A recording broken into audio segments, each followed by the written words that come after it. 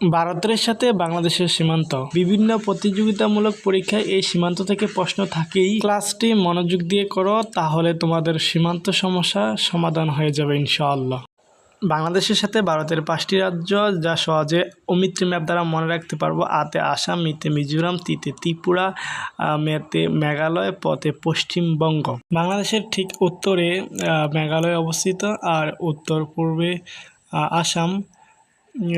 আসামের ভিতরে মেঘালয় অবস্থিত। বাংলাদেশের পূর্ব দিক দিয়ে ত্রিপুরা এবং মিজোরাম। এই হলো বাংলাদেশের সাথে ভারতের 5টি রাজ্য। বাংলাদেশের সাথে মিয়ানমারের একটি রাজ্য, যেটি রাখাইন রাজ্য নামে পরিচিত। বাংলাদেশের বিভাগ সংখ্যা 8টি, 2টি বিভাগ সীমান্তবর্তী নয়, যেটি ঢাকা ও বরিশাল।